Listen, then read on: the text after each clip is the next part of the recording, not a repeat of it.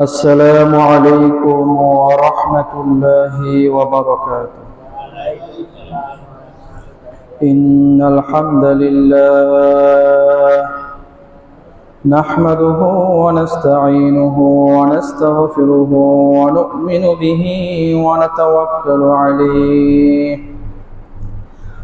ونعوذ بالله من شرور أنفسنا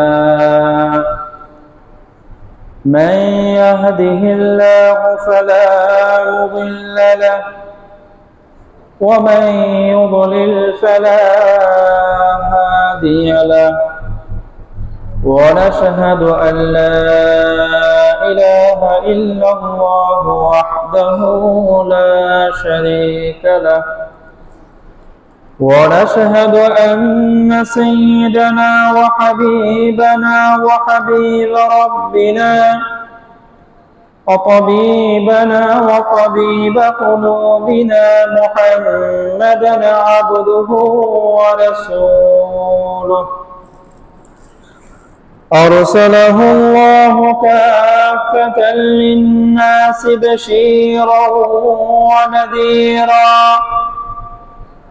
وداعيا إلى الله بإذنه سراجا وقمرا منيرا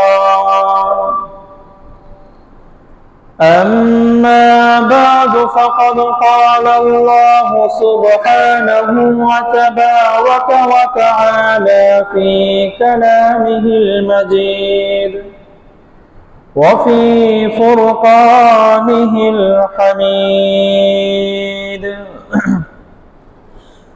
بسم الله الرحمن الرحيم ولكل أمة جعلنا منسكا ليذكروا اسم الله على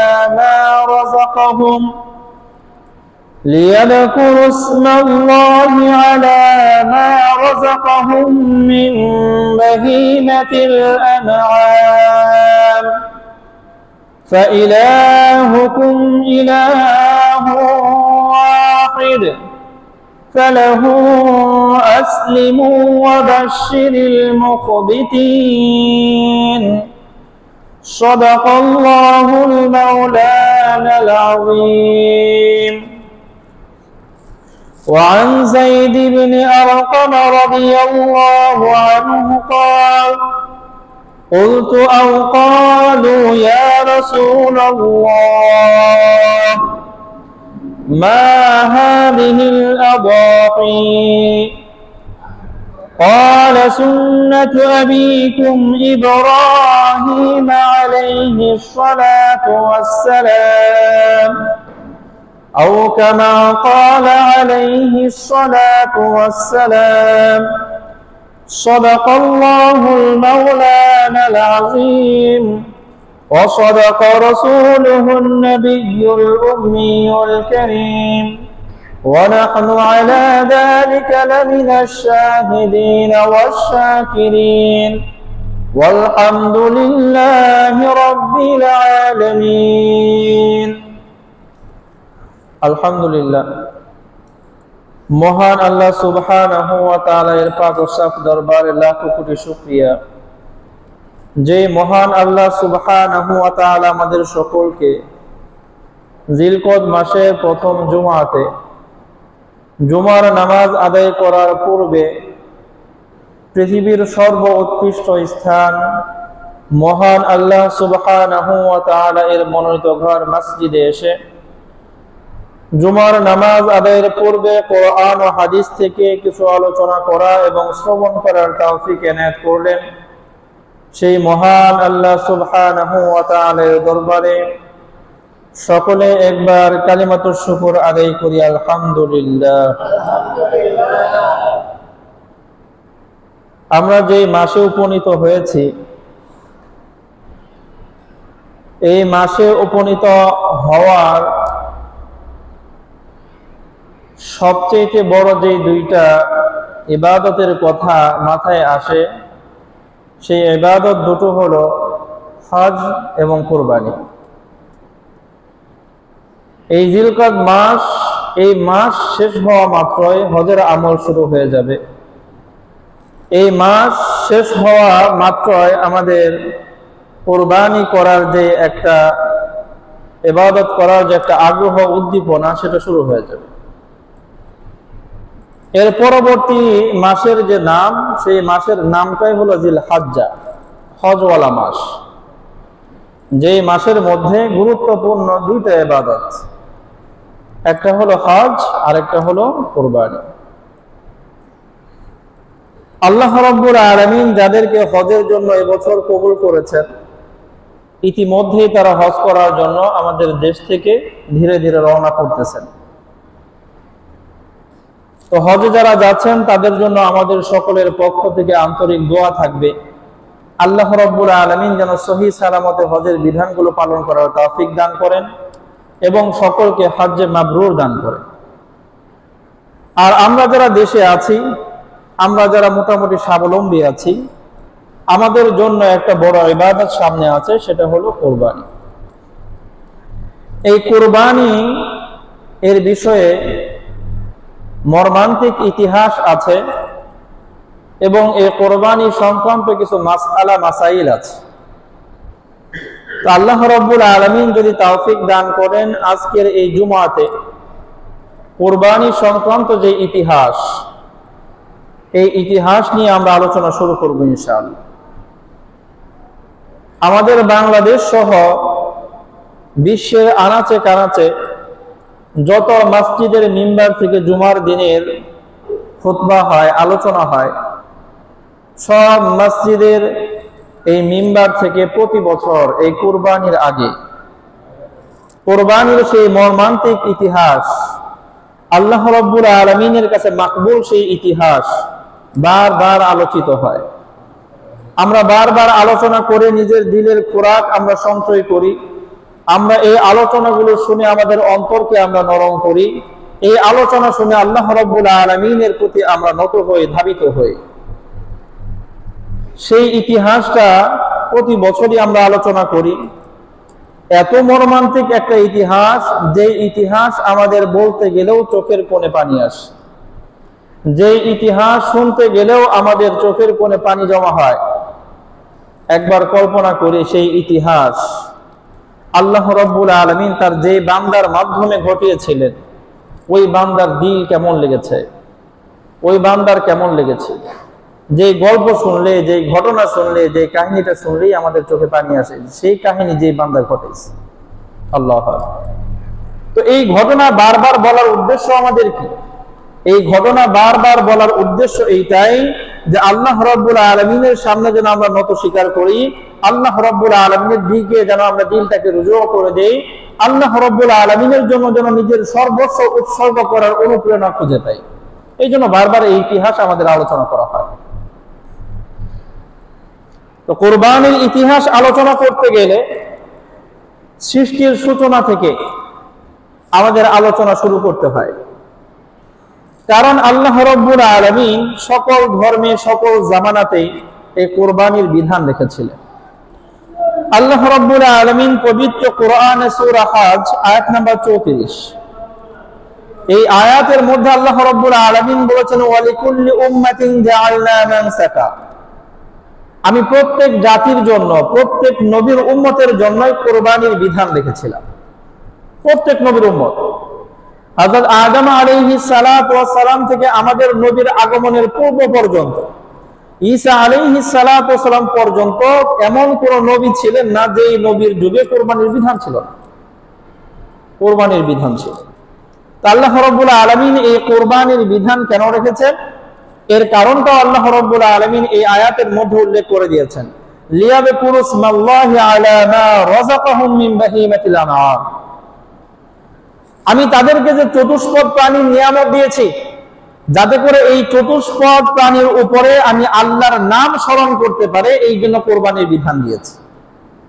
আমরা যখন কোরবানির পশুর গলার মধ্যে ছুরি ধরি, তখন কি বলতে হয়? কি বলতে হয়? বিসমিল্লাহি আল্লাহু আকবার।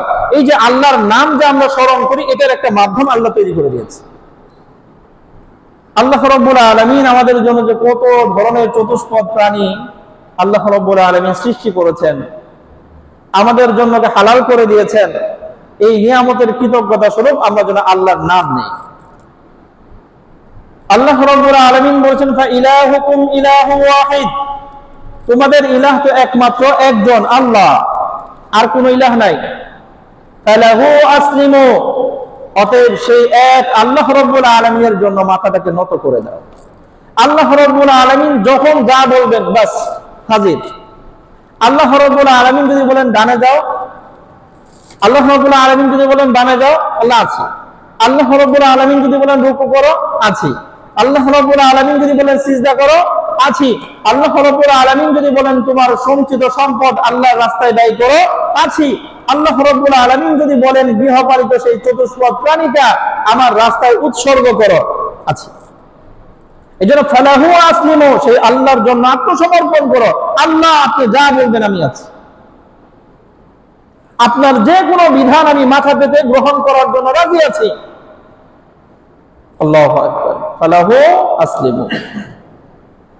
এরপর আল্লাহ রাব্বুল আলামিন বলেছেন, ওয়া বাশশিরিল মুখবিতিন, বিনয়ী বান্দা যারা আছে, যারা আল্লাহ রাব্বুল আলামিনের সামনে নিজের মাথাটাকে নত করে দেয়, আল্লাহ রাব্বুল আলামিনের বিধিবিধানের সামনে যারা অহংকার নিয়ে দাঁড়ায় না, আল্লাহ রাব্বুল আলামিন সবর করতে বলেছেন সবর করে, আল্লাহ রাব্বুল আলামিন নামাজ কায়েম করতে বলেছেন নামাজ কায়েম করে, আল্লাহ রাব্বুল আলামিন দান সদকা করতে বলেছেন বাস দান সদকা করে, আল্লাহ রাব্বুল আলামিন যত বিধান দিয়েছেন সব বিধান আল্লাহ রাব্বুল আলামিনের সামনে মাথা অবনত করে পালন করে, আল্লাহ বলেছেন ওই সকল বান্দাদের জন্য সুসংবাদ দান করে। তাহলে আল্লাহ রাব্বুল আলামিন প্রত্যেক নবীর উম্মতের মাঝে কুরবানির বিধান রেখেছিলেন। তো কুরবানির বিধান এক এক নবীর জামানায় এক একটা পদ্ধতিতে ছিল। আমরা বর্তমান জামানায় যে পদ্ধতিতে পেয়েছি, পূর্ববর্তী নবীদের সময়ে কুরবানির পদ্ধতি এরকম ছিল না। কুরবানির পদ্ধতি একটু ভিন্ন ছিল। আমরা সেই পদ্ধতি আগে একটু জানি। সর্বপ্রথম আল্লাহ রাব্বুল আলামিন যে মানুষটাকে এই দুনিয়ার বুকে প্রেরণ করেছিলেন এবং সর্বপ্রথম যিনি নবী ছিলেন হযরত আদম আলাইহিস সালাতু ওয়াস সালাম, সেই আদম আলাইহিস সালাতু ওয়াস সালামের যুগেও কুরবানির বিধান ছিল। তো আদম আলাইহিস সালাতু ওয়াস সালাম এবং হাওয়া আলাইহাস সালাতু ওয়াস সালাম এই দুইজন মানুষ দুনিয়ার বুকে আসছেন। তারা একজন স্বামী আরেকজন হলেন স্ত্রী। তাদের মাধ্যমে প্রথম এই দুনিয়ার বুকে সন্তান এসেছে। এখন এই হযরত আদম আর হাওয়ার মাধ্যমে দুনিয়ার বুকে যে সন্তানগুলো আসবেন, ছেলে আর মেয়ে, পারস্পরিক সম্পর্ক কি থাকবে? ভাই এবং বোন। তো ভাই এবং বোনে, আপন ভাই আর আপন বোনের বিবাহ কোনো ধর্মেই জায়েজ নেই। আপন ভাইয়ের সাথে আপন বোনের বৈবাহিক সম্পর্ক কোনো ধর্মেই কি নাই, জায়েজ নাই, বৈধ না। এখন কেমনে চলবে? পরবর্তী প্রজন্ম আল্লাহ রাব্বুল আলামিন এই দুনিয়ার বুকে কিভাবে রাখবেন, পদ্ধতি কি? তো আল্লাহ রাব্বুল আলামিন ওই সময়কার তো রেখেছেন ওই শুধু একজন মানুষ যার মাধ্যমে সন্তান আসতেছে, ভাই বোন ছাড়া তো আর বাকি কেউ নাই। আমাদের বর্তমান জামানায় তো আমাদের আপন ভাই বোন ছাড়া দুনিয়াতে মানুষের অভাব নেই, কিন্তু ওই সময় ভাই আর বোন এছাড়া তো বিকল্প কোনো পথ নেই। এই জন্য হযরত আদম আলাইহিস সালাতু ওয়াস সালামের সন্তানদের জন্য আল্লাহ রাব্বুল আলামিন একটা বিধান দিয়েছিলেন, ভিন্ন একটা বিধান। সেটা হলো আল্লাহ রাব্বুল আলামিন হযরত আদম আলাইহিস সালাতু ওয়াস সালাম এর যত বড় সন্তান দিয়েছেন, হাওয়া আলাইহাস সালাতু ওয়াস সালামের গর্ভে যমজ দুইটা করে সন্তান হইতো, একটা ছেলে একটা মেয়ে। কোন কোন বর্ণনায় পাওয়া যায় এরকম ভাবে 20 বার সন্তান জন্ম নিয়েছে, 40টা সন্তান হয়েছে। দুর্বল বর্ণনা। আল্লাহ, হযরত আদম আলাইহিস সালাতু ওয়াস সালামের প্রথম যে সন্তান হয় সেই সন্তানের নাম হলো কাবিল। সন্তানের নাম কি? কাবিল, বড় সন্তান। এই সন্তানের সাথে একটা বোন জন্ম নিয়েছে। তো আল্লাহ রাব্বুল আলামিন বিধান দিয়েছেন যেই ভাইয়ের সাথে একত্রে যেই বোন জন্ম নিবে এই ভাই এই বোনকে বিয়ে করতে পারবে না। এখন এই ভাই বিয়ে করবে কাকে? আবার অন্যবার যখন আবার সন্তান জন্ম নিবে ওই ঘরের মেয়েকে। তাহলে প্রথমবার কাবিলের সাথে যেই বোন জন্ম নিয়েছে এই বোনকে কাবিল বিয়ে করতে পারবে না। কাবেল কাকে বিয়ে করবে? পরবর্তীতে হাওয়া আলাইহিস সালাতু ওয়াসসালাম থেকে যে আবার আরেকটা মেয়ে সন্তান আসবে 1 বছর 2 বছর পরে যখনই আসে, ওই বোনের সাথে সে বিয়ে করতে পারবে, কিন্তু যেই বোন তার সাথে জন্ম নিয়েছে তার সাথে বিয়ে চলবে না। এটা আল্লাহর বিধান। আর কাবেলের সাথে যেই বোন জন্ম নিয়েছে এই বোনটা খুবই সুন্দরী। তো এর পরবর্তীতে যখন হাওয়া আলাইহিস সালাতু ওয়াসসালামের আবার সন্তান এলো, আদম আলাইহিস সালাতু ওয়াসসালামের দ্বিতীয় ছেলে হাবেলের জন্ম হলো। হাবেলের সাথেও আরেকটা বোন জন্ম নিয়েছে, যে বোন দেখতে ওই আগের বোনের মতো এত বেশি সুন্দরী না। তো কাবেলের সাথে যেই বোনের জন্ম ওই বোনটা দেখতে বেশি সুন্দরী, আর হাবেলের সাথে যেই বোনের জন্ম এই বোন দেখতে তেমন কিনা সুন্দরী না।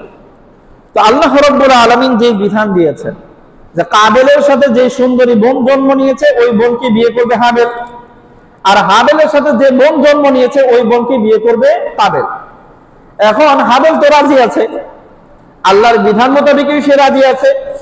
ওই কাবেলের সাথে যে বোন জন্ম নিয়েছে সেটা সুন্দরী না হলেও হাবেলে রাজি ছিল, কিন্তু কাবেল বলতেছে যে না, আমি ওই বোনকে বিয়ে করবো না যে বোন বেশি সুন্দরী না, আমার সাথে যেটা জন্ম নিছে এটা যে সুন্দরী আমি এটাই বিয়ে করব। এর মানে হলো এই জমিনের মধ্যে সর্বপ্রথম যে মানুষটা আল্লাহ রাব্বুল আলামিনের বিধানের বাহিরে গেছে, বিপরীতে গেছে, ওই হলো কাবেল। আল্লাহ বিধান দিলেন তুমি বিয়ে করবা হাবেলের সাথে যে বোন জন্ম নিছে, না আমি তো বিয়ে করবো না। তো কোনটা বিয়ে করবা? আমার সাথে যে সুন্দরী বোন জন্ম নিছে আমি এটাই বিয়ে করবো।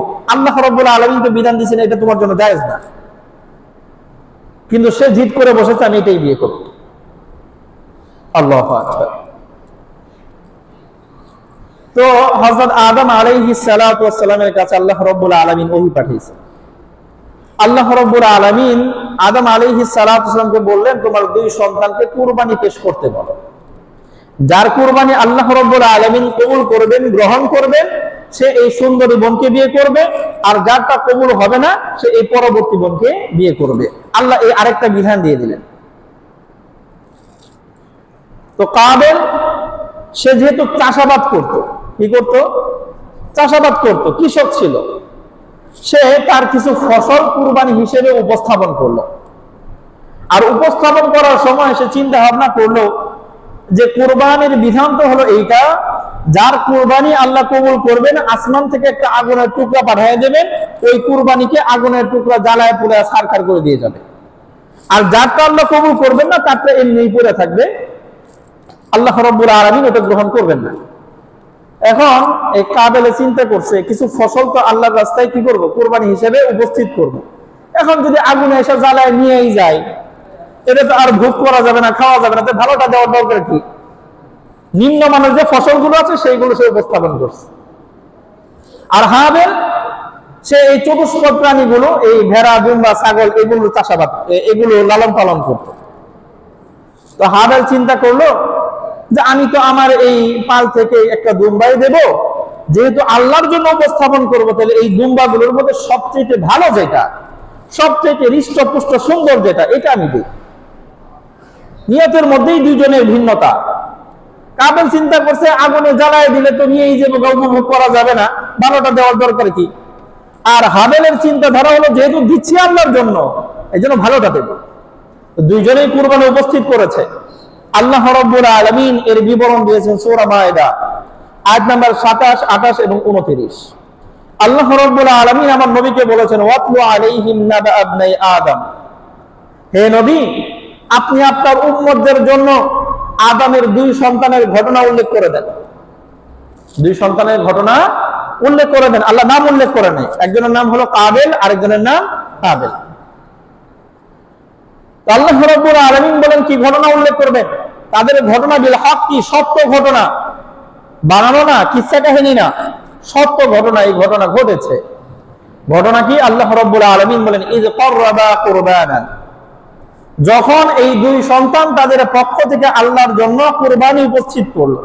এক ভাই ওই নিম্নমানের ফসল উপস্থাপন করেছে, আরেক ভাই ভালো মানের একটা দুম্বা উপস্থাপন করেছে।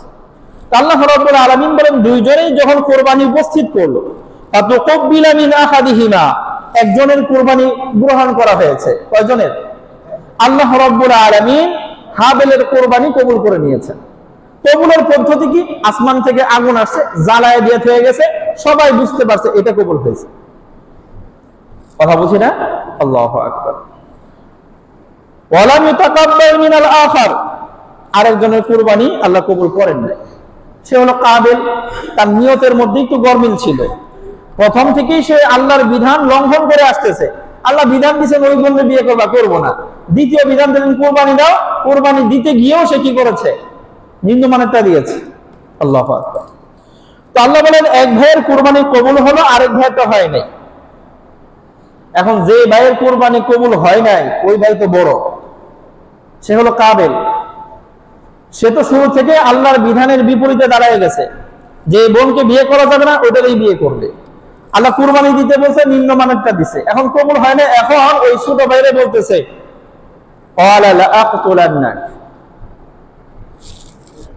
আমি এই সুন্দরী বোনটারই বিয়ে করুম, দরকার হলে তো আমি হত্যা করুম। কথা বুঝেন না? তাহলে একটা অপরাধ করলে ওই অপরাধের পিছনে আরেকটা আরেকটা আরেকটা অপরাধ বাড়তেই থাকে। কোন কারণবশত যদি একবার একটা মিথ্যার আশ্রয় নেওয়া হয়, দেখবেন মিথ্যার পিঠা আবার মিথ্যা, ওটার পিঠা আবার মিথ্যা, মিথ্যা থেকে আর বের পাওয়া যায় না। এই জন্য আল্লাহর বিধান লঙ্ঘন যেহেতু সে করতে শুরু করেছে, এখন ধীরে ধীরে শুধু তার এই উগ্রতা বাড়তেছে। সে ছোট মেয়েরে বলতেছে অবশ্যই করে আমি হত্যা করে হইলেও এই সুন্দরী বন্ধুরে বিয়ে করব। আল্লাহু আকবার। দেখেন ছোট ভাই কি বলে। ছোট ভাই বলতেছে ইন্নামা ইয়াতাকাব্বালুল্লাহু মিনাল মুত্তাকিন। বড় ভাই, তোমার কুরবানি কবুল হয় নাই, আমারটা কবুল হয়েছে, এর পিছনে তো আমার কোনো দোষ নাই। এমন তো না যে আমি ফেরেশতারে ঘুষ দিছি যে আমারটা নিয়ে যাও। ওইখানে ঘুষ দেওয়া যায়? কথা কন না কেন? ওইখানে ঘুষ দেওয়া যায়? এই পাশে যোগ্যতা না থাকলেও তো ঘুষ দিয়ে চাকরি পাওয়া যায়। কথা বলেন না কেন? আল্লাহু আকবার। ঘুষ দিয়ে বড় মাপের ডাক্তার সাজা যায়, শেষ মুহূর্তে সিজার করা মানুষের বাচ্চা কাচ্চা মেরে ফেলা যায়, তাই না? আল্লাহ মাফ করো। তাহলে এই ছোট ভাই বলতেছে বড় ভাই, আল্লাহ রাব্বুল আলামিনের তো একটা বিধান আছে, ইন্নামা ইয়াতাকাব্বালুল্লাহু মিনাল মুত্তাকিন। আল্লাহ রাব্বুল আলামিন তো কুরবানি কবুল করেন পরহেজগার মুত্তাকি যারা আছে, যার মনে আল্লাহর ভয় আর মহব্বত আছে, তার কুরবানি আল্লাহ কবুল করেন। এখন আমার মনে তো আল্লাহর ভয়, আল্লাহর প্রতি মহব্বত ছিল, যার কারণে আমি উৎকৃষ্ট মানের দুম্বা দিয়েছি, আল্লাহ আমারটা কবুল করেছেন।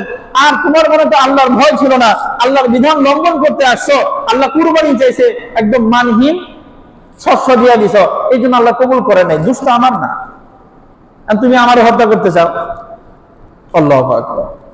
ছোট ভাই আরো বলতেছে, বড় ভাই লাইন বাসাত্তা ইলাইয়া ইয়াদাকা লিতাকতুলানি, আপনি যদি আপনার হাতটা আমার দিকে অগ্রসর করেন আমার হত্যা করার জন্য, মা আনা বিবাসিতিন ইয়াদিয়া, আমি কিন্তু আমার হাত আপনার দিকে বাড়াবো না।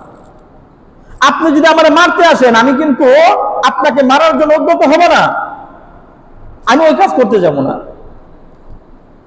ইন্নী আখাফুল্লাহ রাব্বুল আলামিন, কারণ আমি তো রব্বুল আলামিন মহান আল্লাহকে ভয় পাই, আমার মনের ভিতরে আল্লাহর ভয় আছে, আমি এই কাজ করতে যাব না। আল্লাহু আকবার।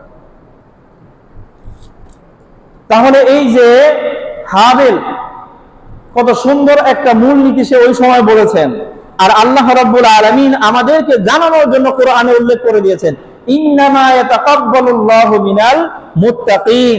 আল্লাহ রাব্বুল আলামিন কুরবানি কবুল করেন শুধু কাদের?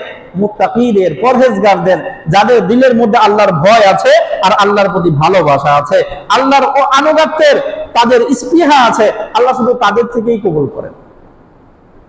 লোক দেখানো ইবাদত আল্লাহ কবুল করেন না, মুত্তাকিদের কাছ থেকে আল্লাহ কি করেন? কবুল করেন। তাহলে হযরত আদম আলাইহিস সালাতু ওয়াস সালামের যুগেও কুরবানির বিধান ছিল, এবং কুরবানি কোনটা কবুল হয়েছে আর কোনটা কবুল হয় নাই সবাই সচক্ষে দেখতে পারত, বুঝতে পারত। পূর্ববর্তী আরো অন্যান্য নবীর যুগেও একই বিধান ছিল, কিন্তু আল্লাহ রাব্বুল আলামিনের বিশেষ দয়া, বিশেষ ইহসান আমাদের উপর, যে আল্লাহ রাব্বুল আলামিন আমাদের কুরবানির বিধানটাকে একটু চেঞ্জ করে দিয়েছেন। আমরা এখন যারাই কুরবানি দেই, আমাদের কারো কুরবানি কবুল হইলে আসমান থেকে আগুন এসে কি জ্বালায় দেয়? না। আল্লাহ রাব্বুল আলামিন আমাদের কুরবানির বিধান কি দিয়েছেন? তোমরা কুরবানি দিবা, এগুলোর গোশত নিজেরা প্রসেস করে নিজেরাই খাইতে পারবা, তোমাদের জন্য হালাল। এখন আমরা যারা কুরবানি দিচ্ছি, নিয়মিত সুদের সাথে যারা যুক্ত কুরবানি দিচ্ছি, ঘুষ টুস খাইতেছি, ঘুষ দিতেছি, কুরবানি দিচ্ছি, আমরা যারা মানুষের টাকা লুটপাট করে খাই তারাও কুরবানি দিচ্ছি, যাদের টাকা বিশুদ্ধ আছে, হালাল আছে, তারাও কুরবানি দিচ্ছি।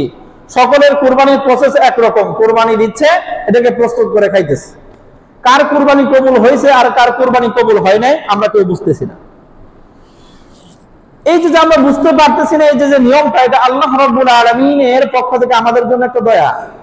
কারণ একবার চিন্তা করেন তো, যেই নীতি ইন্নামা ইয়াতাকাব্বালুল্লাহু মিনাল মুত্তাকিন, আল্লাহ মুত্তাকি পরহেজগার যারা হালাল উপার্জন করে, যারা আল্লাহ রাব্বুল আলামিনের জন্য ইবাদত করে, আর কারো জন্য না, শুধু তাদেরটাই যদি আল্লাহ কবুল করেন, তো আমাদের বর্তমান জামানায় আমরা যারা কুরবানি দেই, আমাদের কয়জনের কুরবানি কবুল হয়? কয়জন হালাল টাকা দিয়ে কুরবানি দেয়? কয়জন সৎ হৃদয়ে কুরবানি দেয়? কয়জন শুধু আল্লাহকে রাজি করার জন্যই কুরবানি দেয়? কয়জনের মনের ভিতরে এই উদ্দেশ্য নাই, মানুষকে দেখানোর জন্য কুরবানি দিচ্ছি, নাম কামাইয়ের উদ্দেশ্যে কুরবানি দিচ্ছি, এইবার কুরবানি না দিলে মানুষে কইব কি এত ধনী একটা মানুষ কুরবানি দিল না, এই উদ্দেশ্যে কুরবানি দিচ্ছি। এরকম ভিন্ন ভিন্ন নিয়ত আমাদের কতজনের মধ্যেই না আছে। তা আমাদের মধ্যে কয়জনের কুরবানি আর কবুল হয়? এখন যদি সেই আগের নিয়ম থাকতো, যার কুরবানি কবুল হইব তারটা আসমান থেকে আগুনে এসে জ্বালায় দিব, আর যারটা কবুল হয় না নেই পড়ে থাকবো, তাহলে চিন্তা করেন আমাদের কতজনের কুরবানি নেই পড়ে থাকতো। একবার মনে করেন, আমি আপনাদের মসজিদের ইমাম সাহেব, আমি কুরবানি দিয়েছি, হয়তো আমার যে কোনো এক জায়গায় ঝামেলা আছে, আল্লাহ কি করলো না, কবুল করলো না। আপনারা সবাই দেখলেন ইমাম সাহেবের যে কবুল হয় নাই, এই চেহারা আপনাদের সামনে কেমনে দেখাইতাম? কথা বলছেন না? আমাদের এলাকার মধ্যে সবচেয়ে নাম করা হাজী সাহেব কুরবানি দিছে, এখন এর কুরবানি এমনি পড়ে রয়েছে, তার মানে কি? কথা বলেন, কবুল হয় নাই, উনি চেহারাটা কেমনে দেখাইতো?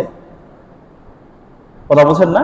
এই জন্য আল্লাহ রাব্বুল আলামিন যে ওই নিয়ম চেঞ্জ করে এই নিয়ম দিচ্ছেন, এটা আমাদের জন্য অনেক বড় দয়া, তাহলে তো চেহারাই দেখাইতে পারতাম না। আল্লাহ পাক, আল্লাহ রাব্বুল আলামিন এই যে হাবিল যে কথা বলেছেন যে আল্লাহ রাব্বুল আলামিন একমাত্র মুত্তাকিদের কাছ থেকেই কবুল করেন, আল্লাহ এই বিধান আমাদের জন্য করে দিয়েছেন।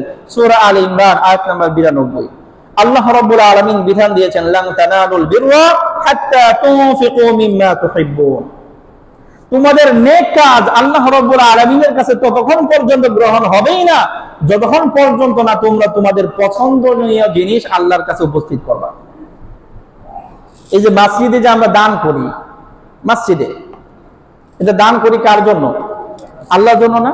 তা আল্লাহ বলতেছেন যতক্ষণ পর্যন্ত তোমার প্রিয়টা না দিবা ততক্ষণ পর্যন্ত কোনো কাজে আসবো না।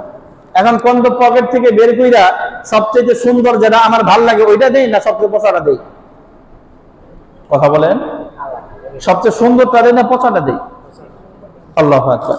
আমি যেহেতু যে আপনাদেরকে বলি, আমি তো বলি এখানে, তাই না? তো আমি যদি নিজে আমল না করি তাহলে হয়? এই জন্য আমি প্রতি জুমায় যেটা নিয়ত করেছি, প্রতি জুমায় যারা এই যে সামনে থেকে টাকা উত্তোলন করেন, খেয়াল করেন, এই যে দেখেন সুন্দর সুন্দর একটা নোট নিয়ে এসে মসজিদে দেওয়ার জন্য আমার কাছে সবচেয়ে ভালো যে নোট আছে আমি বাছাই করে এটা পকেটে রাখি যে এই সুন্দরটা দেব। কেন? কারণ আমার রব তো বলেছেন লান তানালুল বিররা হাত্তা তুনফিকু মিম্মা তুহিব্বুন, প্রিয়টা না দিলে আল্লাহ কবুল করবেন না। তাহলে আমি 100 টাকা দিই আর 10 টাকাই দিই, আল্লাহ যদি কবুলই না করে দিয়ে লাভ কি আমার? আমার কথা বুঝেন না? আমি তো দেই আল্লাহরে খুশি করার জন্য, আমি তো দেই আমার মৃত্যু পরবর্তী জীবনে যে আমল নামাটা আমার সামনে আসবে সেই আমল নামা যেন যোগ হয় এই নিয়তে। আর যোগই যদি না হয়, আল্লাহ যদি কবুলই না করে, তাহলে আমার এই 10 টাকায় দিয়ে 5 টাকায় দিয়ে 500 টাকা দিয়ে পুরোটাই তো লস। কথা বুঝেন না? দিলাম ঠিকঠাক কিন্তু কি হলো না, জমা হলো না, তাহলে লস না পুরোটা। ব্যাংকে টাকা জমা রাখছেন, গিয়ে শুনেন যে জমাই হয় নাই, পুরোটা কি হয়ে গেল? গচ্চা গেল না? ঠিক এরকম এটাও তো পরকালের ব্যাংক, আমি জমা করতেছি কিন্তু কি হইতেছে না, জমা হইতেছে না। আল্লাহ মাফ করো। এই জন্য এই যে সামনে যে কুরবানি আসতেছে, এই কুরবানি দেওয়ার ক্ষেত্রে আমার সামর্থ্যের মধ্যে সবচেয়ে সুন্দর যে পশু আমি ক্রয় করতে পারি ওইটা আমি কুরবানি। অনেকে বাজারে গিয়ে বলে কি কি আছে, তাড়াতাড়ি একটা লয়ে নাও না। আল্লাহু আকবার। আমি যেহেতু আল্লাহ রাব্বুল আলামিনের জন্য কুরবানি দেব, এই জন্য আমি যেই জিনিসটা আমার চোখে সুন্দর লাগতেছে, আমার কাছে ভালো লাগতেছে, ওইটা আমি দেব। হাবেল যেরকম তার এই পালের সবচেয়ে সুন্দর দুম্বাটা উপস্থিত করেছিল, আমি সেইটা করব। কাবেলের মতো হব না, সবচেয়ে নিম্নমানের ফসল যে উপস্থিত করেছে, আল্লাহরে ভয় পাই না, আল্লাহর প্রতি মহব্বত নাই, আমি ওরকম করবো না ইনশাআল্লাহ। আল্লাহ রাব্বুল আলামিন বোঝার তৌফিক দান করেন। এরপর আল্লাহ রাব্বুল আলামিন এই আয়াতে বলেছেন, ওয়া মা তুনফিকু মিন শাইইন ফাইন্নাল্লাহা বিহি আলীম। আল্লাহর রাস্তায় যেই জিনিসটা তুমি ব্যয় করো, আল্লাহর রাস্তায় যেই জিনিসটা তুমি দাও, এই ব্যাপারে আল্লাহ খুব ভালো জানেন। কোন নিয়তে দিছো? বাস্তবিক পক্ষে এই পরকাল সম্পর্কে বিশ্বাস করে জান্নাতের জমা করার জন্য দিছো, নাকি মানুষকে দেখানোর জন্য দিছো, না কোন উদ্দেশ্যে দিছো? এটা কে জানেন? আল্লাহ জানেন। আল্লাহু আকবার। এইজন্য আল্লাহ রাব্বুল আলামিন তো এরকম চান না অনেক মোটা অঙ্কের দান করো। আল্লাহ রাব্বুল আলামিন চান যতটুকুই করো একমাত্র আমার জন্য করো, লৌকিকতা মুক্ত ভাবে করো। ফালাহু আসলিমু। আল্লাহু আকবার। আল্লাহ রাব্বুল আলামিন তৌফিক দান করেন। তাহলে আমরা যেই বিষয়টা জানতে পারলাম সেটা হলো আল্লাহ রাব্বুল আলামিন পূর্ববর্তী সমস্ত উম্মতের মাঝেই কুরবানির বিধান রেখেছিলেন, এবং কুরবানির সিস্টেম এরকম ছিল, যাকে আল্লাহ কবুল করতেন আসমান থেকে আগুনের একটা টুকরা এসে জ্বালাই দিত। এখন যেহেতু ওই নিয়ম নাই, এই জন্য আল্লাহ আমাদেরকে বাঁচাই দিয়েছেন। ইজ্জত আমাদের আব্রু মানুষের সামনে আছে, নাইলে আর চেহারা দেখানোর উপায় ছিল না। হাজী সাহেবের কুরবানি কবুল হয় নাই, ইমাম সাহেবেরটা কবুল হয় না, মুয়াজ্জিনেরটা কবুল হয় নাই, মসজিদের সভাপতি কবুল হয় নাই। কথা বলছেন না? এই চেহারা কেমনে দেখাইতেন? আল্লাহু আকবার। সমাজের মধ্যে সবচেয়ে বড় শিল্পপতি কবুল হয় নাই, এলাকার মাতবর কবুল হয় নাই। তখন এই চেহারাটা কেমনে দেখাইতো? সবাই না বলতো, ওরে বাপরে, সবাই মিলে মাতবর মানে আল্লাহ তো এটা কবুল করে না, ও তো ভালো মানুষ না। এখন যেই চুরি করো কার বাপ পারে এই করো। কথা বলছেন না? কিছুই তো বলি না, কারণ বুঝতেছি না তো কারটা আল্লাহ কবুল করে আর কারটা কি করে না, কবুল করে না। যদি এটা চোখের সামনে ভাসতো, আর আমরা এই জামানার মানুষ যেই পরিমাণ মানুষের কটাক্ষ করতে পারি, কথা বুঝেন না, একটা যদি দেখলাম কবুল হয় না, পরে আর এই তরবারি দিয়ে আর থাপড়ে থুপড়ে মারা লাগতো না, বলতে বলতে তো মেরে ফেলাইতাম। কথা বুঝেন না? যে কোনো ঝামেলা তুই ওই লোক না, তোর কুরবানি কবুল হয় না, এই মানুষটা তুই আবার বড় বড় কথা কাস। কথা বলেন, ইজ্জত থাকতো। আল্লাহ ইহসান করেছেন। তো পূর্ববর্তী সব নবী রাসূলদের যুগেই কুরবানির বিধান ছিল, কিন্তু আল্লাহ রাব্বুল আলামিন এই কুরবানির বিশেষ বৈশিষ্ট্য দান করেছেন, বিশেষ তাৎপর্য দান করেছেন আল্লাহ রাব্বুল আলামিন হযরত ইব্রাহিম আলাইহিস সালাতু ওয়াস সালামের যুগে। যার কারণে আমরা কুরবানি করি, যদিও আদম আলাইহিস সালাতু ওয়াস সালামের যুগে তার সন্তানেরা কুরবানি দিয়েছে, অন্যান্য সমস্ত নবী রাসূলের যুগে তার উম্মতেরা কুরবানি দিয়েছে, কিন্তু আল্লাহ রাব্বুল আলামিন এই আমাদের জন্য যে কুরবানি রেখেছেন, এটাকে আল্লাহ রাব্বুল আলামিন তার রাসূলের জবান দিয়ে বুঝাই দিয়েছেন। এটা হলো সুন্নাতু আবিকুম ইব্রাহিম আলাইহিস সালাতু ওয়াস সালাম। এই যে আমরা কুরবানি করি, এটা হলো ইব্রাহিম আলাইহিস সালাতু ওয়াস সালামের সুন্নাহ। কেন কুরবানি না আদমের যুগ থেকে আছে, কিন্তু সুন্নাত বলা হচ্ছে কার? হযরত ইব্রাহিমের। কারণ ইব্রাহিম আলাইহিস সালাতু ওয়াস সালাম কুরবানির এমন নজরানা পেশ করেছেন যা ইতিপূর্বে আর কেউ পেশ করতে পারে নাই, এবং তার পরবর্তী কিয়ামত পর্যন্ত আর কেউ পারবেও। আল্লাহু আকবার। ইবনে মাজাহ শরীফের মধ্যে 3127 তম হাদিস, মুসনাদ আহমদের মধ্যে 19283 তম হাদিস।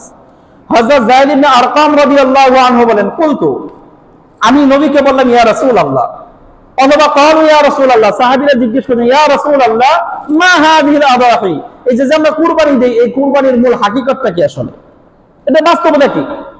তখন রাসূল সাল্লাল্লাহু আলাইহি ওয়াসাল্লাম বললেন, সুন্নাতু আবিকুম ইব্রাহিম আলাইহিস সালাম, এটা হলো তোমাদের বাবা ইব্রাহিম আলাইহিস সালাতু ওয়াসালামের তরিকা, ইব্রাহিম আলাইহিস সালাতু ওয়াসালামের সুন্নাহ। আল্লাহু আকবার।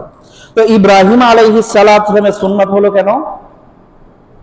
কুরবানি তো আর আগে থেকেই আছে, কেন আদম আলাইহিস সালাতু ওয়াসালামের সুন্নাত কেন বলা হলো না? নূহ আলাইহিস সালাতু ওয়াসালামের সুন্নাত কেন বলা হলো না? শীত আলাইহিস সালাতু ওয়াসালামের সুন্নাত কেন বলা হলো না? অন্য কোন নবীর তো সুন্নাত বলা হলো না, সুন্নাত বলা হলো কার? ইব্রাহিম। কারণ ইব্রাহিম আলাইহিস সালাতু ওয়াসালামের এই কুরবানির মধ্যে বেনাজির বেমিসাল একটা উপমা, একটা ঘটনা আছে। ইব্রাহিম আলাইহিস সালাতু ওয়াসালামের সারাটা জীবন কুরবানির মধ্যে কাটছে। কুরবানি মানে কি শুধু পশু কুরবানি দেওয়া? আল্লাহর রাস্তায় যে কোনো ত্যাগ স্বীকার করার মানেই হলো কুরবানি। আল্লাহর রাস্তায় যে কোনো ত্যাগ স্বীকার করা। আল্লাহ রাব্বুল আলামিন পবিত্র কোরআন সূরা বাকারা আয়াত নাম্বার 124, আল্লাহ রাব্বুল আলামিন বলেছেন ওয়া ইযিবতালা ইব্রাহিম রাব্বুহু বিকালিমাত। আল্লাহ রাব্বুল আলামিন রেজাল্ট শোনাচ্ছেন, ওয়া ইযিবতালা ইব্রাহিম রাব্বুহু, ইব্রাহিমের রব, ইব্রাহিমের স্রষ্টা মহান আল্লাহ রাব্বুল আলামিন যখনই ইব্রাহিমকে পরীক্ষা করেছে, যখন বিকালিমাতিন, যত ভাবে ইব্রাহিমকে পরীক্ষা করেছে, আল্লাহ রাব্বুল আলামিন বলে ফাআতাম্মাহুন্না, ইব্রাহিম আলাইহিস সালাতু ওয়াস সালাম তখন সেই পরীক্ষায়, যে কায়দায় পরীক্ষায় হোক না কেন, ইব্রাহিম আলাইহিস সালাতু ওয়াস সালাম পরিপূর্ণ ফলাফল দাঁড় করিয়ে দিয়েছে, একদম 100-এ 100। আল্লাহু আকবার, 100-এ 100। এটা আমার কথা না, এটা আল্লাহ রাব্বুল আলামিন বলে দিয়েছেন, ওয়া ইযিবতালা ইব্রাহিম রাব্বুহু বিকালিমাত। আল্লাহ রাব্বুল আলামিন যখন ইব্রাহিমকে বিভিন্ন পদ্ধতিতে পরীক্ষা করেছেন, ফাআতাম্মাহুন্না, ইব্রাহিম আলাইহিস সালাতু ওয়াস সালাম সবগুলো পরীক্ষা পরিপূর্ণরূপে পাস করেছেন। যিনি পরীক্ষা নিয়েছেন তিনি রেজাল্ট দিয়েছেন। আল্লাহু আকবার। আর আল্লাহ রাব্বুল আলামিন এই পরীক্ষায় পাস করার কারণে আল্লাহ রাব্বুল আলামিন ইব্রাহিম আলাইহিস সালাতু ওয়াস সালামকে পুরস্কারও দিয়েছেন। পরীক্ষা কখন করেছেন? জন্ম নিয়ে কেবল বুঝতে শুরু করেছেন, এখন দেখে বাবাই মূর্তি বেচে। বাপে কি বেচে?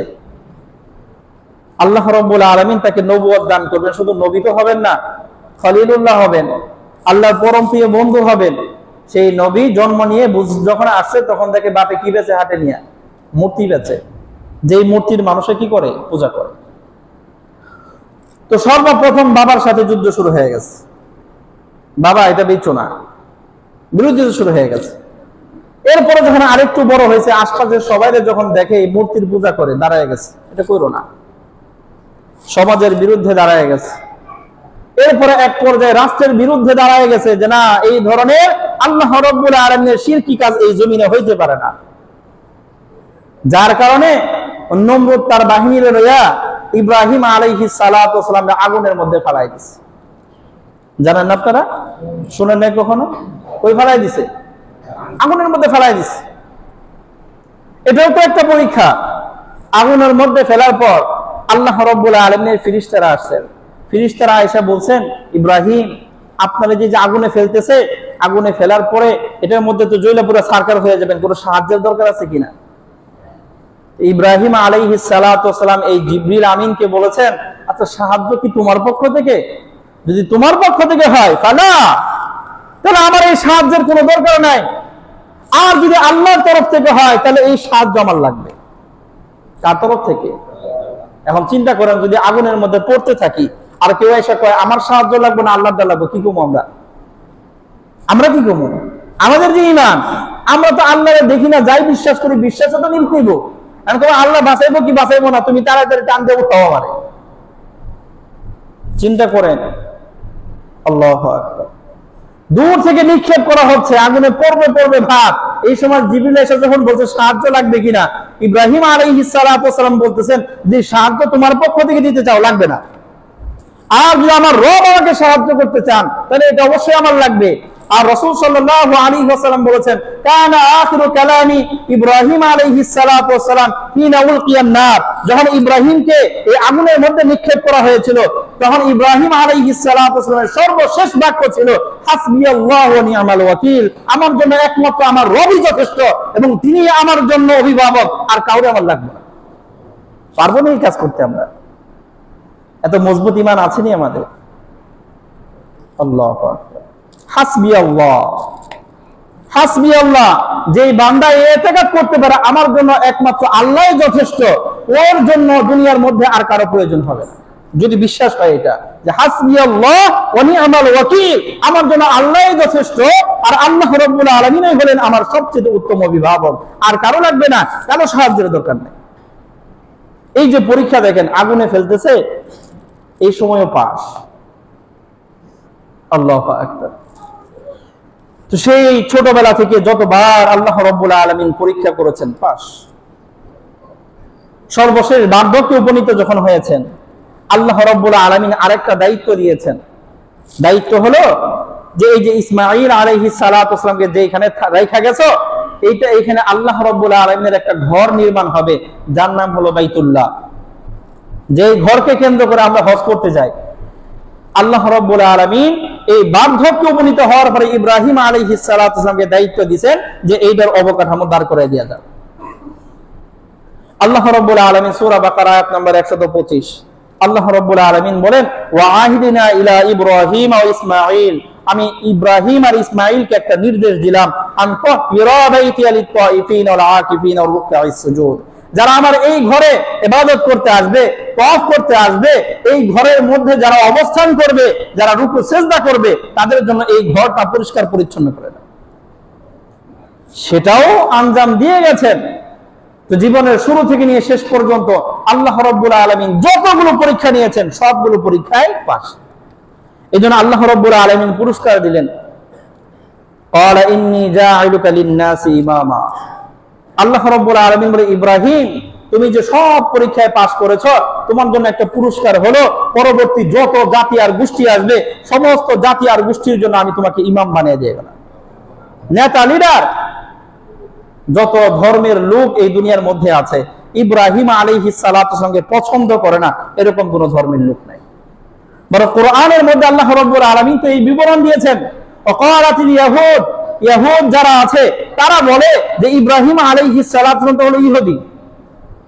যারা নাসারা আছে তারা বলে ইব্রাহিম আলাইহিস সালাতু নাসারা ছিলেন। আমরা যারা মুসলমান আমরা জানি ইব্রাহিম আলাইহিস সালাতু মুসলমান ছিলেন। কথা বুঝেন না? তো ইহুদি যারা আছে তারাও ইব্রাহিমকে নেতা মানে, বলে উনি আমাদের নেতা, উনি ইহুদি ছিলেন। যারা নাসারা আছে তারাও মানে উনি আমাদের নেতা, উনি নাসারা ছিলেন। আমরা যারা উম্মতে মুহাম্মদী আমরাও মানে উনি আমাদের নেতা, উনি মুসলমান ছিলেন। উনি কি ছিলেন? কত বড় মর্যাদার বিষয় একবার চিন্তা করেন।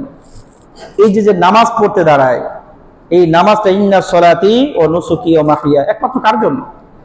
এই নামাজে যখন দাঁড়ায় নামাজটা শুরু হয় আল্লাহু আকবার দিয়ে, আল্লাহ আপনি সবচেয়ে বড়। এই নামাজটা শুরু হয় পবিত্র কোরআনের সূরা ফাতিহা দিয়ে, বিভিন্ন সূরা পড়ে আল্লাহ রাব্বুল আলামিনের তাসবিহ পাঠ করে। এরপরে যখন নামাজের শেষে গিয়ে বৈঠকের মধ্যে বসি, যখন দুরূদ শরীফটা আমরা পড়ি, কি পড়ি দুরূদের মধ্যে? আল্লাহুম্মা সাল্লি আলা মুহাম্মাদ ওয়া আলা আলি মুহাম্মাদ। আল্লাহ এই মুহাম্মদ আর মুহাম্মাদের পরিবারের উপর আপনি রহমত নাজিল করেন। কেমনে দিবেন রহমত? কোন মাপের রহমত দিবেন? কামা সাল্লাইতা আলা ইব্রাহিম, কামা সাল্লাইতা আলা ইব্রাহিম। ইব্রাহিমের উপর আপনি যেরকম ভাবে রহমত নাজিল করেছিলেন, ইব্রাহিমের প্রতি আপনি যেরকম বরকত দিয়েছিলেন, ঠিক ওইরকম ভাবে দেন। সব নবীর চাইতে শ্রেষ্ঠ নবী হলেন আমাদের নবী হযরত মুহাম্মদ। এখন তাকে আল্লাহর দরবারে চাচ্ছি, তার প্রতি রহমত নাজিল করেন, আর উপমা দিচ্ছি কার? ইব্রাহিম আলাইহিস সালাম। এই নমরুদ যখন ইব্রাহিম আলাইহিস সালামকে আগুনে নিক্ষেপ করবে, নিক্ষেপ করার আগের যে এই কাজ ছিল সেটা হলো ইব্রাহিম আলাইহিস সালাম সর্বপ্রথম বিবস্ত্র করছে। কি করছে? মানুষের কাছে তার মর্যাদা ক্ষুণ্ণ করার জন্য সর্বপ্রথম কি করেছে? বিবস্ত্র করছে। তিনি হলেন সর্বপ্রথম ওই নবী, যে নবী আল্লাহ রাব্বুল আলামিনের পথে সংগ্রাম করতে গিয়ে নিজের ইজ্জত হানি করেছেন, এই নিজের এই কাপড়গুলো খুলে উলঙ্গ হইতে বাধ্য হয়েছে। এই জন্য আমার নবী সাল্লাল্লাহু আলাইহি ওয়াসাল্লাম বলেছেন, এই যে কিয়ামত হবে, আমরা কবরের ভিতরে যাব, কবর থেকে যখন আমরা সকলে উত্তোলিত হব সেই হাসরের ময়দানে, সর্বপ্রথম যেই মানুষটাকে আল্লাহ রাব্বুল আলামিন কাপড় পরিধান করাবেন তিনি হলেন সাইয়্যিদুনা ইব্রাহিম আলাইহিস সালাতু ওয়াসসালাম।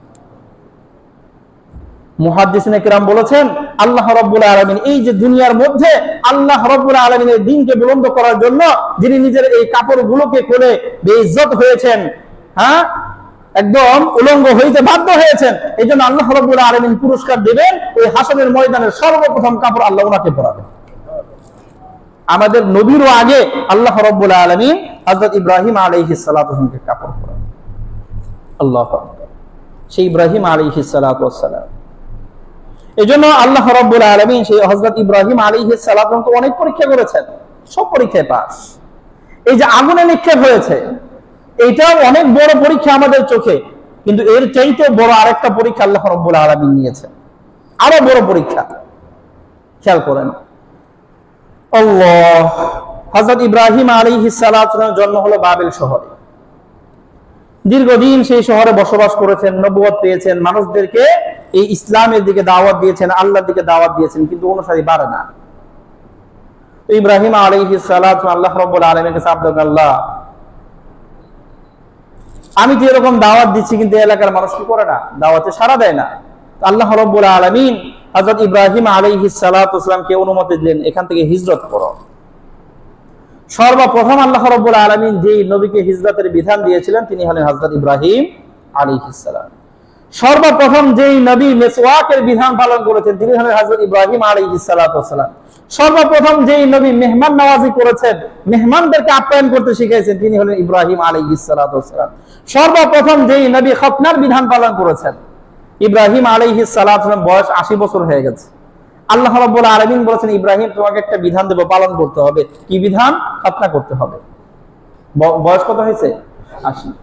ইব্রাহিম আলাইহিস সালাতু ওয়াসসালাম নিজেই নিজের খতনা করিয়েছেন, 80 বছর বয়স। সেই ইব্রাহিম আলাইহিস সালাম দীর্ঘদিন দাওয়াত দিচ্ছেন, কেউ গ্রহণ করে না। আল্লাহ বিধান দিলেন সর্বপ্রথমে এই নবীকে হিজরত করো। কই করবে? বাবেল থেকে আল্লাহ রাব্বুল আলামিনের শাম দেশে যাও, ফিলিস্তিনে যাও।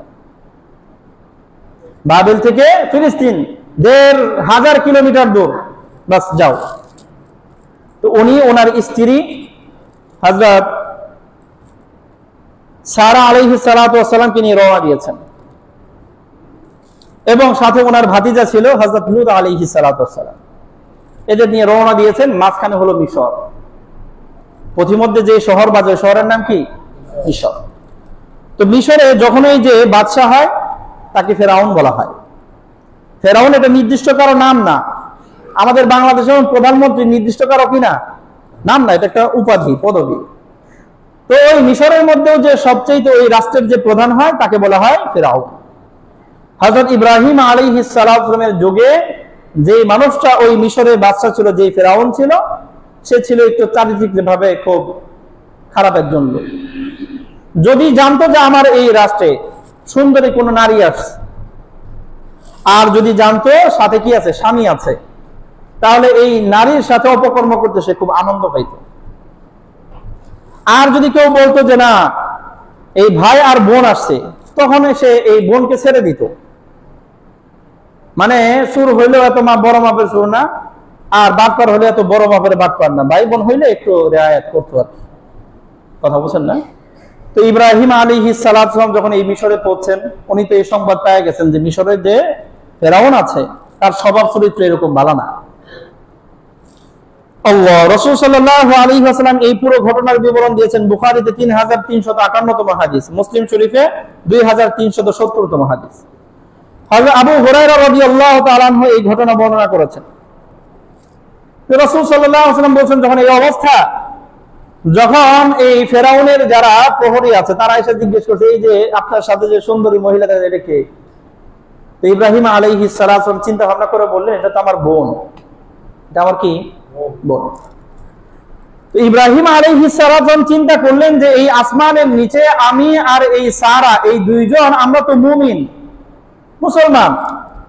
আর বিধান হলো আল মুসলিম আকুল মুসলিম, এক মুসলমান ধর্মীয় দৃষ্টিকোণ থেকে আরেক মুসলমানের ভাই, আরেক মহিলা হইলে সে হলো বোন। এই জন্য সারা যদিও আমার স্ত্রী, কিন্তু ধর্মীয় দৃষ্টিকোণ থেকে তো বোন লাগেই। অন্তত এই ফেরাউনের হাত থেকে রক্ষা পাওয়ার জন্য পরিচয় দিছে কি? বোন। আর তার স্ত্রী সারার কাছে গিয়ে বলছেন, ইয়া সারা লাইসা আলা ওয়াজহিল আরদি মুমিনুন গায়রি ওয়া গায়রাক, তুমি আর আমি সারা দুনিয়াতে তার মুমিন নাই, অতএব আমি তোমার ভাই আর তুমি আমার বোন, এই পরিচয় আমি দিয়ে দিছি। তোমারও যদি জিজ্ঞেস করে তুমি এইভাবেই বললো।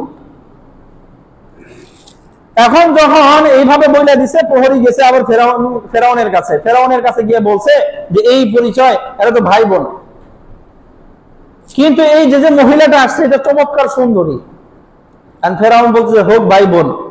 কথা বুঝেন না? এবার আমার বানায় না যে নিয়ম, এই নিয়ম দাও দরকার হয় কি করে ব্রেক করবো, ওটা লাগবেই আমার। তখন এই প্রহরীরা আনতে গেছে সারা আলাইহিস সালাতু ওয়াসসালামকে। আর ইব্রাহিম আলাইহিস সালাতু ওয়াসসালাম তো দেখছেন যে বেকায়দায় পড়ে গেছেন। ভাই বোনের পরিচয় দিয়েও কি হয় নাই, রক্ষা হয় নাই। তো সারা আলাইহিস সালাতু ওয়াসসালামকে নিয়ে গেছেন। ইব্রাহিম আলাইহিস সালাতু ওয়াসসালাম কি করবেন এই সময়? আমরা হইলে একবার কল্পনা করেন তো, আমার স্ত্রীকে জোর করে নিয়ে যেতেছে, আমরা কি করব? দুনিয়ার মধ্যে যারা ক্ষমতাধর আছে তাদের কাছে দৌড় ঝাঁপ পারব না, আমার বউটার একটু উদ্ধার করে দাও, বাঁচায় দাও। ইব্রাহিম আলাইহিস সালাতু ওয়াসসালাম সাথে সাথে আল্লাহ রাব্বুল আলামিনের দরবারে নামাজে দাঁড়ায় গেছে। আগুনে ক্ষিপ্ত হয়েছিল যখন, তখন ফেরেশতার সাহায্য চাই নাই, আর এই বিপদের মধ্যে কি দুনিয়ার মানুষের সাহায্য চাইবে? নামাজে দাঁড়ায় গেছে, সাহায্য কার কাছে চাইবে? আমরাও তো 5 ওয়াক্ত নামাজে ফাতিহার মধ্যে বলি ইয়্যাকা না'বুদু, আল্লাহ ইবাদত আপনারই করি, ওয়া ইয়্যাকা নাস্তাঈন, সাহায্য আপনার কাছেই চাই। খালি মুখ দিয়ে এইটা বলি, আসলে সাহায্য তো দুনিয়ার মানুষের কাছে চাই। কথা বলি না? আল্লাহু আকবার। অথচ আল্লাহরে বলি আল্লাহ সাহায্য একমাত্র আপনার কাছেই চাই। 5 ওয়াক্ত নামাজে বারবার বলতে থাকি, কিন্তু আসলে সাহায্য তো আমরা আল্লাহর কাছে চাই না। বিপদ আপদে তো হাত তুলে বলি না। আল্লাহু আকবার। ইব্রাহিম আলাইহিস সালাতু নামাজে দাঁড়ায় গেছেন। সারা আলাইহিস সালাতু ওয়াসালামকে ফেরাউন নিয়ে গেছে, হাত বাড়াইছে তার দিকে কুমতলব নিয়া। আল্লাহ রাব্বুল আলামিন এক বর্ণনার মধ্যে আছে তার হাতকে এরকম প্যারালাইসিস বানাচ্ছেন, হাত আর উঠাইতে পারে না। আরেক বর্ণনা আছে হাত উঠাইছে কিন্তু হাতটা পাথরের মতো শক্ত হয়ে গেছে, সারারে ধরতে পারে না। এখন ফেরাউন কিছুক্ষণ পরে বুঝছে হায় হায় বিপদে না পড়ে গেছে। সারা আলাইহিস সালাতু ওয়াসালামকে বলতেছে যে তুমি তোমার রবের কাছে দোয়া করো আমরা যেন মুক্তি করে দেয়, আমি তোমার দিকে হাত বাড়াবো না। তো সারা আলাইহিস সালাতু ওয়াসালাম দোয়া করছেন, আল্লাহ তাকে সুস্থ করে দিয়েছেন। এত বদমাশ আবার হাত বাড়াইতে গেছে দ্বিতীয়বার। আল্লাহ রাব্বুল আলামিন আবার আগের মতো করে দিয়েছেন, আবার তো বিপদে পড়ে গেছে। দ্বিতীয়বার আবার সারা আলাইহিস সালাতু ওয়াসালামকে বললেন যে তুমি তোমার রবের কাছে দোয়া করো আমরা যেন ঠিক করে দেয়, হাত বাড়াবো না। তো দ্বিতীয়বার যখন দোয়া করেছে সুস্থ হবার, আবার হাত বাড়াইছে, আল্লাহ আবার আগের মতো করে দিয়েছেন। তৃতীয়বার বলতেছে এইবার লাস্ট, আর না, আল্লাহর কাছে দোয়া করো আমার যেন আল্লাহ সুস্থ করে দেয়, আমি আর হাত বাড়াবো না, ওয়াদা দিলাম। তো সারা আলাইহিস সালাতু ওয়াসালাম তৃতীয়বার দোয়া করেছেন, আল্লাহ রাব্বুল আলামিন তাকে আবার সুস্থ করে দিয়েছেন। এখন মনের ভিতরে ভয় ঢুকে গেছে, এখন আর হাত বাড়ায় না। তবে এই করছে কি ফাদা আবাদা হাজাবাতিহি, ওই গেটের যে দারোয়ান ছিল, একটা দারোয়ান প্রহরীরে ডাক দিছে, যারা এই সারারে নিয়ে আসছিল। প্রহরীরে ডাক দিয়ে বলতেছে ইন্নাকুম লাম তাতুনি বিইনসানিন, আমার কাছে তো কোনো মানুষ নিয়ে আসো নাই, ইন্নাকুম আতাইতানি বিশাইতান, আমার কাছে তো একটা শয়তান নিয়ে এসেছে। কথা বুঝেন না? যার দিকে হাত বাড়াইতে পারি না, কেমন যেন হাত শক্ত হয়ে যায়, কেমন যেন প্যারালাইসিসের মতো হয়ে যায়। এটা তো মানুষ নিয়ে আসো নাই, এটা নির্ঘাত কোনো পেতনি লইছে। কথা বুঝেন না? এটা আমাদের সমাজের চিত্র এরকম। আমি নিজে ভালো না, কিন্তু এইটা তো আর বলি না যে এই মানুষগুলো ভালো আছে, হাসা কথা কয় বদমাশ একটা, এই না তুমি কথা বলে তা কি হইতো? সে সত্য বলেছে, সে কি বদমাশ না সে ভালো মানুষ? আমি তো নিজেই বদমাশ, আমি কইতেছি একটু মিছা কথা বলে কি হইতো, কি বদমাশটা হইলো না? এখন ফেরাউন সে তো নিজেই বদমাশ, সে বলতেছে যে আমার কাছে তো ভালো মানুষ নিয়ে নাই, নিয়ে এসে তো একটা শয়তান, এদিকে হাতই বাড়াইতে পারি না। বলেন তো সে শয়তান না ফেরাউনটা শয়তান? আল্লাহু আকবার। আমাদের সমাজের চিত্র এইটা। আমাদের সমাজে কেউ ভালো হইলে খারাপ মানুষটা তারে খারাপ কয়, কিন্তু খারাপ যে নিজে এটা আর বলে না। আল্লাহু আকবার, আল্লাহ মাফ করো। তো এই ফেরাউন ভয় পায়া সে তার মেয়ে হাজেরাকে উপহার দিয়ে দিছে, নিয়ে যাও আমার মেয়েরে তোমার সেবিকা বানায় দিলাম। মিশরের বাদশা তার মেয়েরে দিয়ে দিছে হাদিয়া, নিয়ে যাও। আল্লাহু আকবার। তো সারা আলাইহিস সালাতু ওয়াসালাম যখন ফিরে গেছেন, ইব্রাহিম আলাইহিস সালাতু ওয়াসালামের কামরায় গিয়ে দেখে তিনি নামাজে দাঁড়ায় আছে। নামাজ শেষ করেন নাই। ইব্রাহিম আলাইহিস সালাতু ওয়াসালাম শুধু ইশারা দিয়ে বুঝাইছেন কি হয়েছে, ঘটনা কি বললে বলো। তখন সারা আলাইহিস সালাতু ওয়াসালাম বললেন আল্লাহ রাব্বুল আলামিন এই দুষ্ট লোকের যে কুচক্রান্ত ছিল এটাকে আল্লাহ রাব্বুল আলামিন তার দিকেই ঘুরায় দিয়েছেন, আমার কোনো ক্ষতি হয় নাই, আর বরঞ্চ সে তার মেয়ে তার কন্যা হাজেরাকে আমার জন্য উপহার দিয়েছে। আল্লাহু আকবার। এরপর হযরত ইব্রাহিম আলাইহিস সালাতু ওয়াসালাম এখান থেকে সফর করে চলে গেলেন সেই ফিলিস্তিনে। সেখানে গিয়ে বসবাস করতে শুরু করেছেন। ইব্রাহিম আলাইহিস সালাতু ওয়াসালামের বয়স কোন কোন বর্ণনায় পাওয়া যায় 86 বছর হয়ে গেছে, কোন বর্ণনায় পাওয়া যায় 99 বছর হয়ে গেছে, কোন বর্ণনায় পাওয়া যায় 120 বছর হয়ে গেছে। আর হযরত সারা আলাইহিস সালাতু ওয়াসালামের বয়স 98 বছর হয়ে গেছে, এখন পর্যন্ত কোনো সন্তান হয় না। অথচ ইব্রাহিম আলাইহিস সালাতু ওয়াসালাম আল্লাহ রাব্বুল আলামিনের কাছে লাগাতার দোয়া করতে আছে, রব্বি হাবলি মিনাস সালিহিন, আল্লাহ আমার একটা নেককার সন্তান দেন। এই দোয়া করতে করতে এমন একটা বয়স হয়ে গেছে, সারা আলাইহিস সালাতু ওয়াসালাম নিজে নিজেই ভাবতেছেন এই 98 বছর বয়স হয়ে গেছে এখন পর্যন্ত সন্তান হয় না, এর মানে হলো আমি মনে হয় বন্দা আর আমার সন্তান হবে না। উনি মনে করেছেন এটা। যার কারণে তিনি হযরত ইব্রাহিম আলাইহিস সালামকে বললেন, এই যে ফেরাউন তার যে কন্যারে হাদিয়া দিয়ে দিয়েছিল, এটার সাথে আপনি বিবাহ বন্ধনে আবদ্ধ হন, আল্লাহ রাব্বুল আলামিন চাহে তো তার মাধ্যমে সন্তান আসতে পারে। তখন ইব্রাহিম আলাইহিস সালাম হাজেরা আলাইহাস সালামকে বিয়ে শাদী করেন। এরপর আল্লাহ রাব্বুল আলামিন যখন ইব্রাহিম আলাইহিস সালাম বয়সে ৮৬তম বছর, দীর্ঘ ৬০ বছর ইব্রাহিম আলাইহিস সালাম এই দোয়া করেছেন, রব্বি হাবলি মিনাস সালিহিন, রব্বি হাবলি। আমরা তো আল্লাহর কাছে দোয়া করি যে আল্লাহ একটা নেককার সন্তান দেন। ১ বছর ২ বছর ৩ বছর পার হওয়ার পরে ধৈর্যের বার আর থাকে না, তখন বলি আল্লাহ নেককার হওয়া লাগবে একটা দেও খালি। কথা বুঝি না? ইব্রাহিম আলাইহিস সালাম ৬০ বছর দোয়া করেছেন, দোয়ার মধ্যে কোনো পরিবর্তন নাই। রব্বি হাবলি মিনাস সালিহিন, একটা নেককার সন্তান দেন আল্লাহ। এই ৬০ বছর দোয়া করে সন্তান হচ্ছে না, এটাও তো একটা পরীক্ষা। আমরা একবার দুইবার আল্লাহর কাছে কিছু চাইলে যদি দেখি ওটা পাই নাই, শেষ মুহূর্তে আল্লাহ মাফ করুক, আমাদের অনেকের জবান থেকে আসে আল্লাহই নাই। আল্লাহ যদি থাকতো এতবার ডাকছি তাহলে শুনতো না? নাউজুবিল্লাহ বলা যায় না? এরকম কথা আমাদের জবান দিয়ে আসে। ইব্রাহিম আলাইহিস সালাম হলেন খলিলুর রহমান, আল্লাহর বন্ধু। ৬০ বছর ডাকছেন, এরপরে আল্লাহ সন্তান দিয়েছেন। আমরা তো ১ বছরেই হতাশ হই।